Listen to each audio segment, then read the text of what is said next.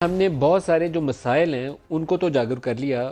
Way out کیا ہے, راستہ کیا ہے, لوگوں کو تو بچانا ہے. حفیظ شیخ صاحب وہ فائنانس منسٹر ہیں, ایکچولی پالیسی انہوں نے امپلیمنٹ کرنی ہے. حفیظ پاشا صاحب ہمارے ساتھ ہیں کچھ دن پہلے, انہوں نے کہا 22 لاکھ لوگ 2 سالوں میں بے روزگار ہو گئے, 40% غربت ہو گئی ہے.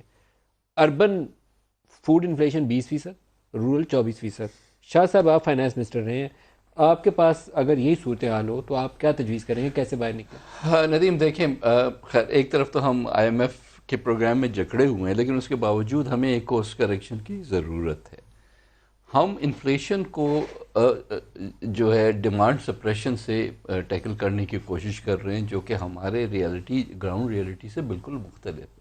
دیکھیں ہمارا میجر ایک ایشو کیا ہے کہ آٹا مہنگا, چینی مہنگی, دالیں مہنگی, پیاز ٹماٹر مہنگے, یہ سب سپلائی سائڈ کے ایشوز ہیں.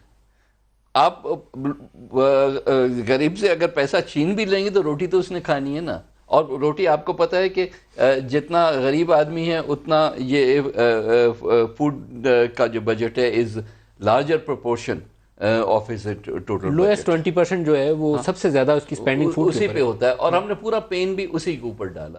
ہم اگنور کر رہے ہیں کہ جی اس قسم کی اگر پالیسیز ہوں کہ آپ کو پتہ ہے کہ انیوژل رینس ہوئی ہیں, آپ کو پتہ ہے کہ لوگس اٹیک ہے, اس کے باوجود ہمارے پاس جتنا سرپلس ویٹ پڑا ہے ہم نے اٹھا کے ایکسپورٹ کر دیا. سیم کراپ کو بیچا ہے, پھر کہتے ہیں اب امپورٹ کر لیں. پھر امپورٹ کر پکڑو ان دیا. بندوں کو یار, یہ کون سی پالیسی ہے؟ تو اس لحاظ سے ہمیں ٹیکل اس طرف کرنا ہے, بہت short term and long term.